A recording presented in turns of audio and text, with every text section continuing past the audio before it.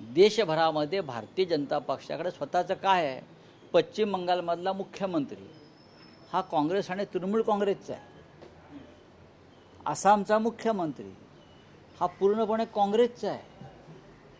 तुम्ही देशभरातले जवळजवळ सर्वच मुख्यमंत्री आणि मंत्री पाहिलेत, महाराष्ट्रातले पाहिलेत, एक देवेंद्र फडणवीस आणि 3-4 लोक पाहिले, तर त्यांच्या मंत्रिमंडळामध्ये आणि त्यांच्या सरकारमध्ये बहुसंख्य लोक एकतर शिवसेनेकडून गेलेले आहेत किंवा काँग्रेस राष्ट्रवादीचे आहेत. राधाकृष्ण विखे पाटील आयुष्यभर काँग्रेसने त्यांना दिलं.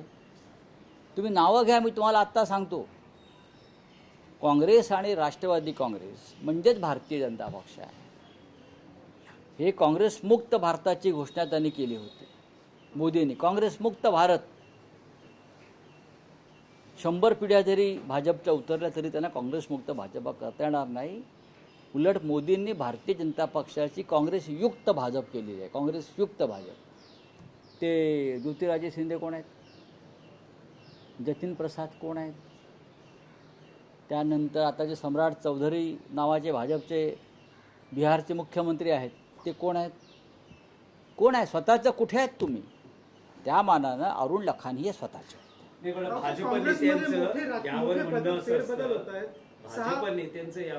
भाजप नेत्यांना स्वतःचं असं काही म्हणणं नसतं. त्यांना मोदींचे विचार पटले, मोदींच्या विकासाचा मुद्दा पटला. मोदींचा एखादा मुद्दा जर मला कोणी समजून सांगितला विकासाचा, तर मी पण भाजपमध्ये जाईन. भाजपमध्ये मला सांगावं की मोदीने हा विकास केला. मी सांगू शकतो पंडित नेहरूंनी हा विकास केला. मी सांगेल इंदिरा गांधीने हा विकास केला. राजीव गांधीने काय केलं?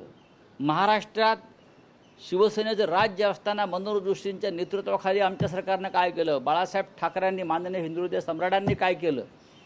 पण मोदींनी काय केलं हे जर कोणी मला सांगणार असेल तर मी शांतपणे ते ऐकेन. आणि माझं जर मतपरिवर्तन झालं त्यानंतर तर मी मोदींचं भजन करेन. पण हे 1 नंबरचे भंपक आणि खोटारडे लोक आहेत.